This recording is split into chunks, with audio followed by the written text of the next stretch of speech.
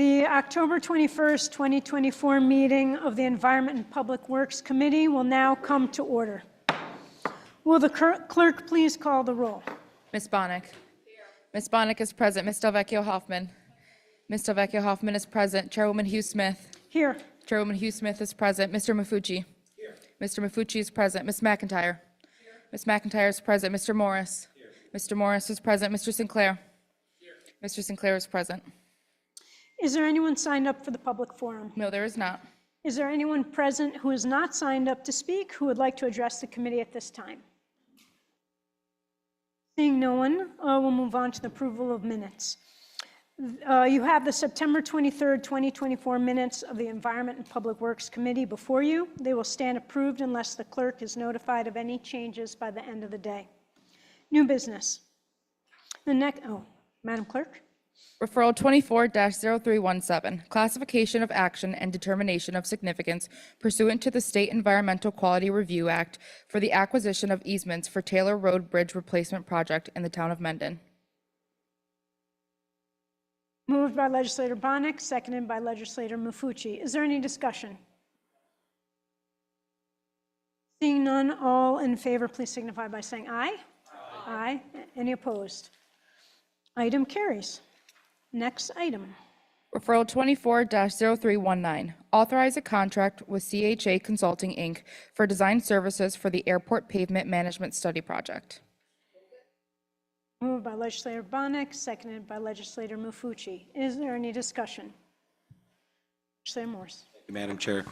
Through you to the administration, how long will this study take? How long is this study and design services expected to take to complete?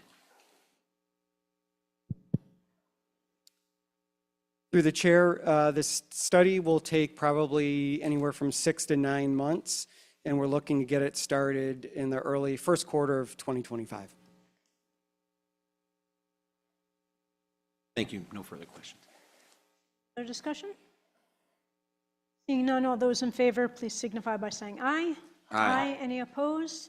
Item carries. Next item. Referral 24-0320, authorize a contract with Passero Associates Engineering, Architecture, and Surveying PC for design services for the parking facility upgrades project at the Frederick Douglass Greater Rochester International Airport. Moved by Legislator Bonnick, seconded by Legislator Mafucci. Is there any discussion? Design services expected to take. Through the chair, this project is slated for 2025. I believe this project should take anywhere from 4 to 6 months for design services. Design incomplete. I'm sorry, for just, through the chair, 4 months, roughly 4 to 6 months for design. Then afterwards, we would have to put it out for bid and go through the county procurement for proper bidding. And then after that, we're looking to have it completed 3 to 6 months after that. We're looking to have it all wrapped up in 2025.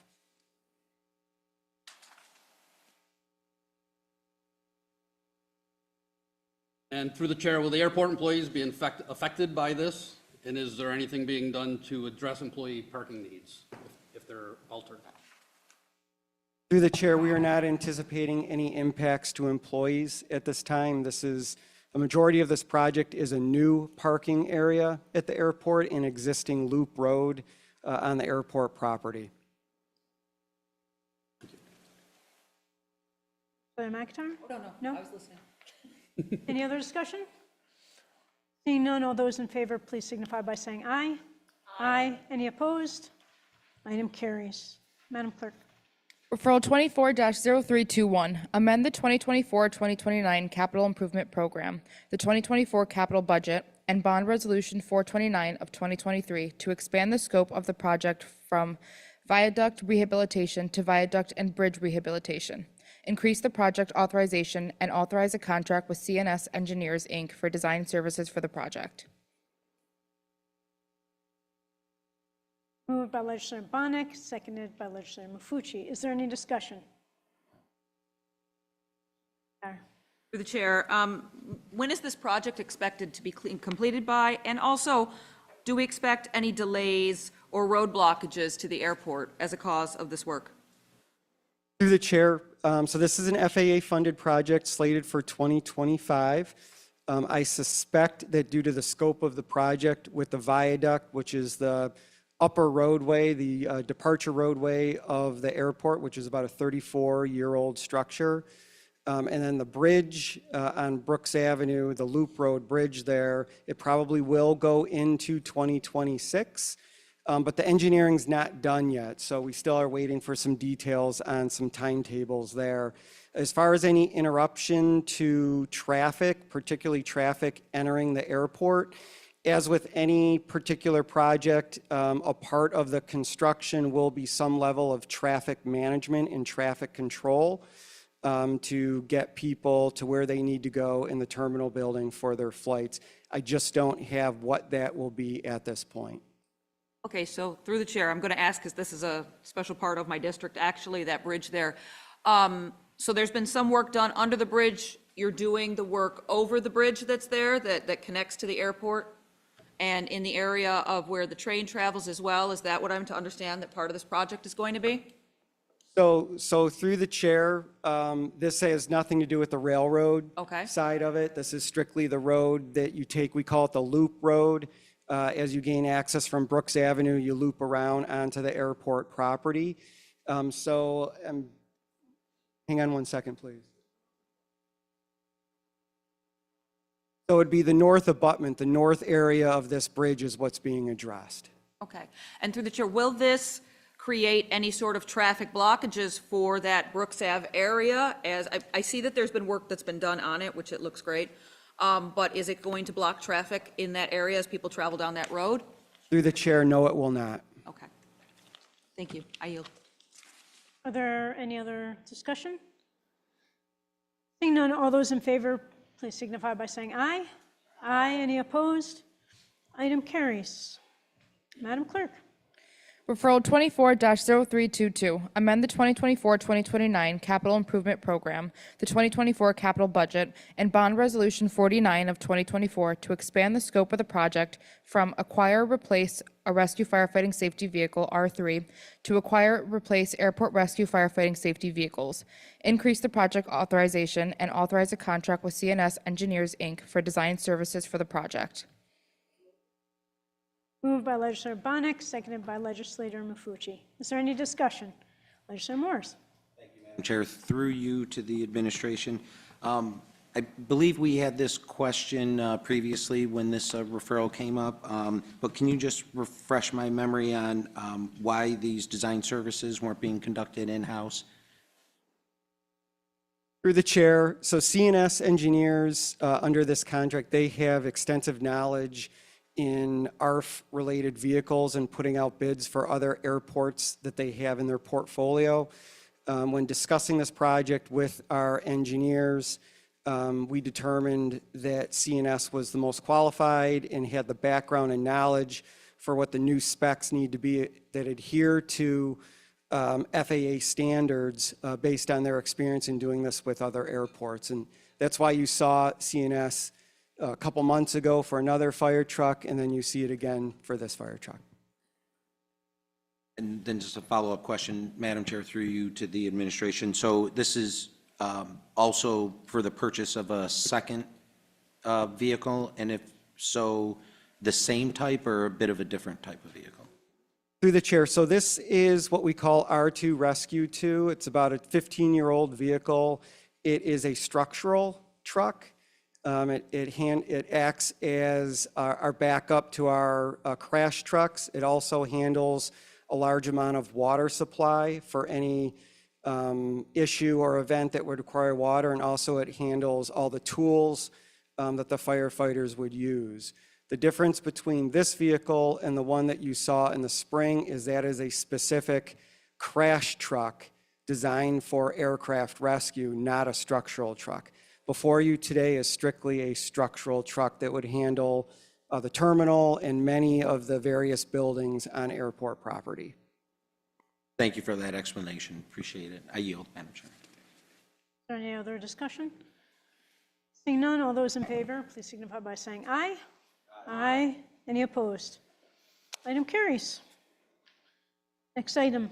Referral 24-0323, amend Resolution 280 of 2023 to increase the grant award from the New York State Department of Environmental Conservation for climate-smart communities for the Climate Vulnerability Assessment and the Climate Adaptation Plan, and authorize a contract with T.Y. Lin International Engineering and Architecture, PC, for professional design services for the Monroe County Climate Adaptation and Resilience Plan. Moved by legislator Bonnet, seconded by legislator Mafucci. Is there any discussion? Senator McIntyre. Okay, through the chair. I have a couple questions here. First and foremost, I see in the referral, it says to analyze and prioritize the effects of climate hazards and risks such as flooding, power outages, et cetera. What exactly are we studying here? Through the chair, the list of hazards that have been identified that may be exacerbated by climate change were identified in the 2022-2023 Hazard Mitigation Plan update.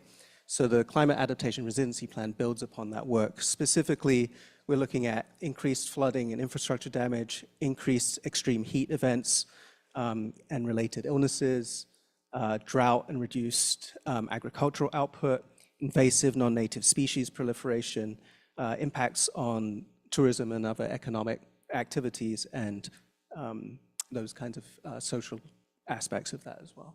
So through the chair, we're talking about different environmental issues that are being troubleshot with this? Is that what I'm to understand? Looking at the effect of climate change on a number of different issues that could affect different parts of the community in different ways. So through the chair, this is specifically for climate change or for environmental effects in general? Through the chair, the lens of this will be specifically how climate change exacerbates some of those conditions. Some of those conditions may already be existing environmental issues that may have been concerned. Some of them may be new to our area that may be brought to our area because of the change in climate. So through the chair, is there any, for example, a big part of my district is in a flood zone, that's a FEMA flood zone, basically. They would like it not to be. There has never been flooding in that area. Will any of this plan reevaluate those zones and give feedback to FEMA? Or is this another type of, are there other types of testing going on? So part of this plan, part of the process of this plan is to include a robust engagement with our local communities, be they municipalities, residents, businesses. So we do have information from kind of a more global perspective, which is what's fed into the hazard mitigation plan. Our goal here is to kind of contact and reach out to those communities to see what kind of impacts they're actually seeing on the ground and the things that they're concerned about. So if a community is concerned about flooding or differences in the changes in the way that it affects their community, those are the aspects that we are going to capture through this process and feed into the plan on how we specifically adapt to those. So through the chair, again, I guess I'm pointing to this because I can see how my community would find this very valuable.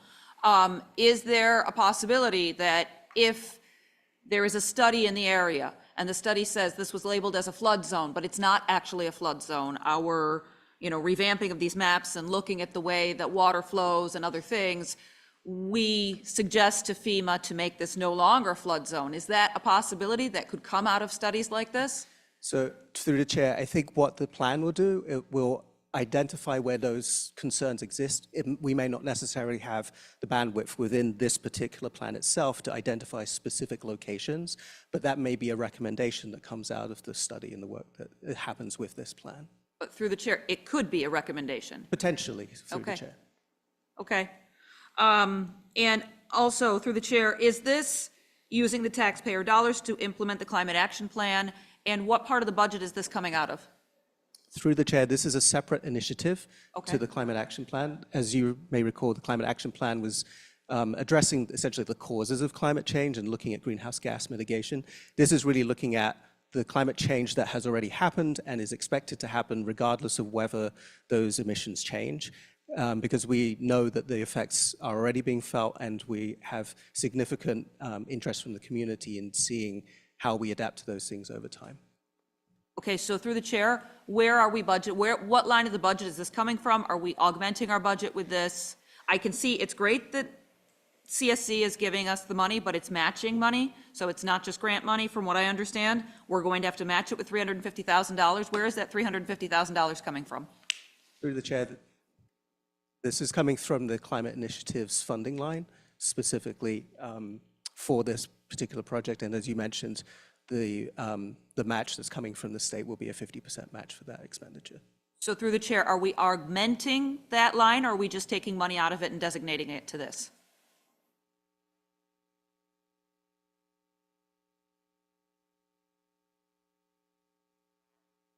Madam Chair, Monroe County, as you know, has committed fund balance for climate initiatives. The 2025 budget appropriated that committed fund balance for the Department of Environmental Services. So that appropriation is being used to support the local match. I'm sorry, through the chair, I didn't understand. Are we asking for more money, or are we using money that we have already set aside in the budget? Madam Chair, the short answer is we are using money already set aside in the 24 budget, excuse me. Okay, thank you. I yield. Is there any other discussion? Seeing none, all those in favor, please signify by saying aye. Aye. Any opposed? Item carries. Next item. Referral 24-0324, authorize a lease agreement with the Monroe County Soil and Water Conservation District for office space at the Monroe County Fleet Center, and authorize a contract for stormwater management consulting services. Moved by legislator Bonnet, seconded by legislator Mafucci. Is there any discussion? Seeing none, all those in favor, please signify by saying aye. Aye. Any opposed? Item carries. Last item, Madam Clerk. Referral 24-0325, amend the 2024-2029 capital improvement program and the 2024 capital budget to add a project entitled MCC Downtown Campus Career Center, and authorize financing for the project. Moved by legislator Bonnet, seconded by legislator Mafucci. Is there any discussion? Legislator Mafucci. I have a statement to make. Since the public doesn't always see partners are in government, I just wanted to note that this project's being financed with money from congressional appropriation of $1.6 million, the Ralph C. Wilson Foundation and the Kohler Foundation for $1.5 million, the New York State Empire State Development, $5 million, and then New York for another $2.95. So those are our partners in government to get this done. I think that's a wonderful thing. Thank you. Is there any other discussion? Legislator Morris. Madam Chair, through you to the administration, I guess to follow up on my question from my colleague's statement, is this going to be reimbursable funding, or is this funding just coming straight from these organizations? Through the chair, the money that comes from the state is reimbursable. The other money is being provided by the foundations up front. Okay. And then another question, was this in the recently adopted MCC budget? And if so, why not?